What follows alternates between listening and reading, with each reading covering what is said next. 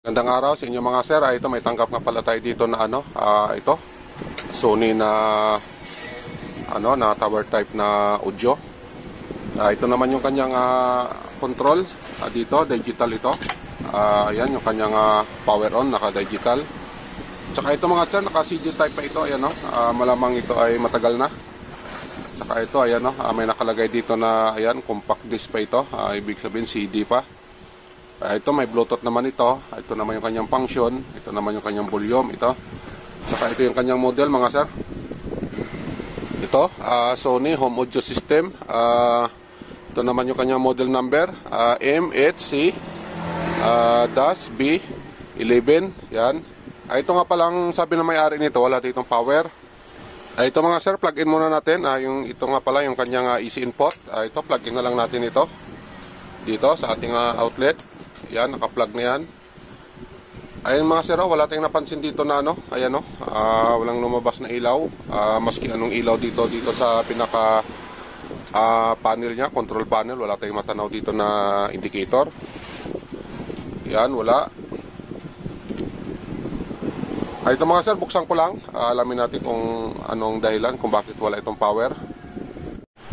Ito mga sir, nag-DIY na lang tayo. Hindi natin nagawa yung kanyang pinaka-original na board kasi ang power supply naman nun okay naman.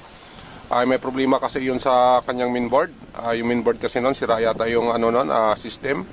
Wala naman kasi tayong pamalit or pang-actual kaya nag-try kami na maghanap ng parts. Kaso lang wala tayong makuhanan, wala tayong mapagbilhan noon maski sa mga online. Kaya ito na lang yung ginawa na paraan. Pumayag naman yung may-ari na palitan na lang ng ganito na na amplifier. Ito na lang ilalagay. Ito mga sir, okay naman ito kasi ito naman ang specs nito. 8 to 12 inches ito. At saka ayan yung kanyang itsura. Mayroon namang itong mic 1, mic 2. Ayan, mayroon din itong audio input. Ayan, left and right. Ito naman yung kanyang echo, mic volume. At saka ito naman yung kanyang tone control. Ito, main volume, treble, bass. At saka ito mga sir, pwede din ito sa sa 12 volts, 12 to 24 volts na DC supply. At saka ito, mayroon din naman itong 220 volts. Ito mga sir, ito naman yung kanyang switch sa easy input dito. Itong input na 220 volts, ito yung kanyang pinaka switch. Tsaka ito naman yung kanyang light doon sa speaker. Yan. Ito namang portion, ito naman yung kanyang decoder. Ang decoder nga pala nito, mayroon na itong FM kasi ito nga may antenna na ito. Ayan. Tsaka USB, TF at saka mayroon na rin itong Bluetooth. Ito mga sir, ayan na na natin ito, na ikabit na dito. Dito lang natin nilagay itong pamalit natin kasi medyo ito lang yung area na pwede paglagyan. Bali ang ginawa natin dito, ayan, nagtabas tayo dito sa kanyang katawan. Bali ito yung mga sir, tinabas natin ito. Bali ang ginamit natin dito, ito yung ating grinder. Ayan mga sir, ito yung ating drill, ito naman yung ating grinder. Yun yung ginamit natin para ma-install natin itong amplifier. At saka ito na mga sir, ang kanyang na-set up na natin yung ito, dalawa ito.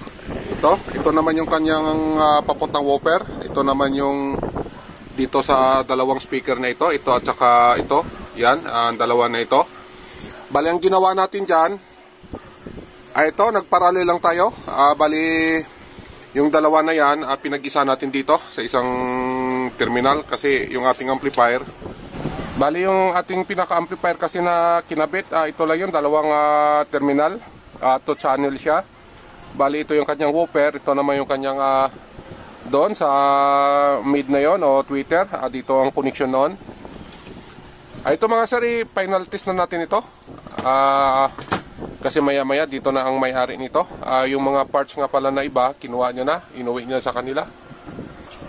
Bali ang naiwan lang dito, ito yung mga ibabalik. Kagaya nito, ibabalik pa natin ito yung kanyang pinaka-itsura. At saka dito mga sir, yung mga siding nito nandito pa, iniwan ng may-ari. Pero yung pinaka power supply nito at saka yung pinaka sira na mainboard, inuwi niya na. Kasi ewan ko kung anong gagawin niya doon, basta inuwi niya.